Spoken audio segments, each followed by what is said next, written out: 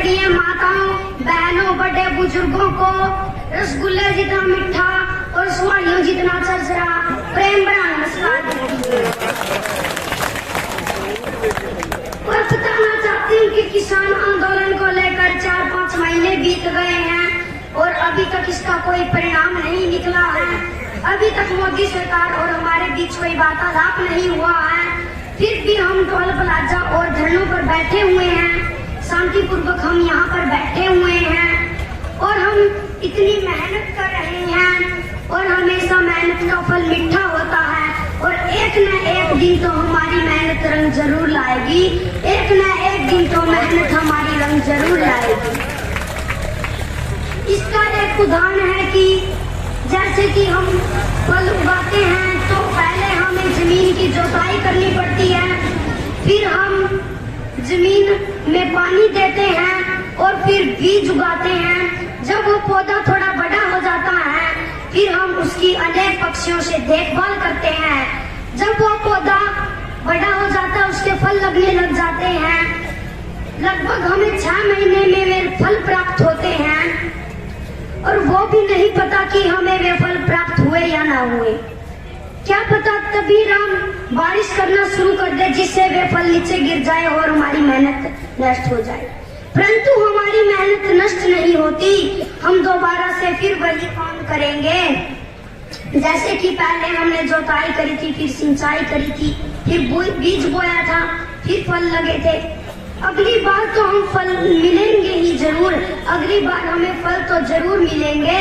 ऐसे ही अगर हमें 2 महीने में हमारी मेहनत का फल नहीं मिला, हमें 4 महीने में हमारी मेहनत का फल नहीं मिला, हमें 2 साल लग जाए, 4 साल लग जाए, हमारी मेहनत का फल हमारे मिले तो जरूर दाम।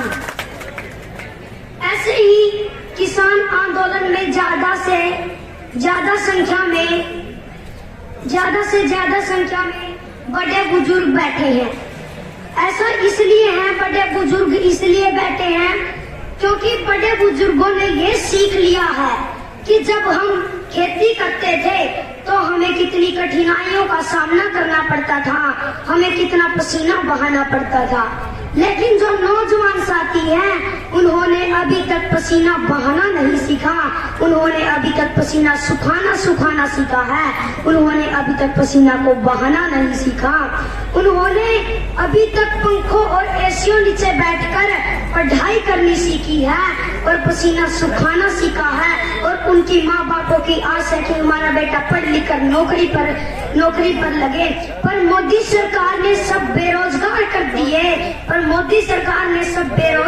दिए। अगर वो किसी को रोजगार दे नहीं सकता, वो बेरोजगार क्यों करे? अगर कोई किसी के घाव को ठीक नहीं कर सकता कि और वो किसी के घाव को धुआं क्यों दिखाए? इसलिए जब मोदी सरकार हमें रोजगार दे नहीं सकती तो हमें बेरोजगार क्यों कर रही है? अगर मोदी सरकार हमारी 2 रोटी दे नहीं सकती अपनी तनख्वाह में से, और वो हमारी 2 रोटी छीन भी क्यों रही है?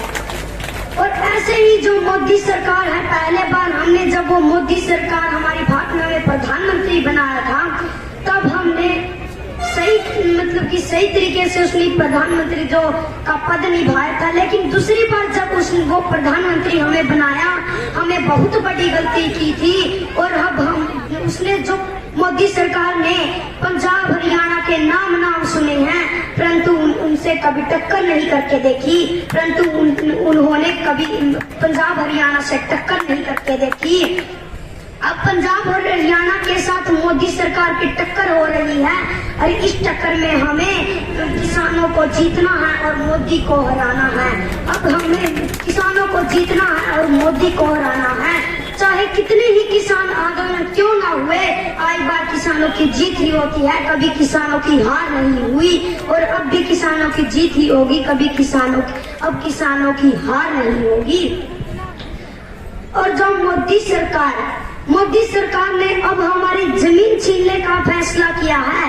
कल वो हमारी घर छीनेगा, परसों वो हमारे प्लाट छीनेगा, ऐसे करते करते वो हमारा सारा देश को छीन लेगा। पर हमें ऐसे नहीं होने देना है। हमें अनेकता में एकता का दर्शन कराते हुए, हमें यहाँ पर इकट्ठे होते हुए, किसान आंदोलन को मजबूत करते हुए यहाँ पर बैठे रहना है।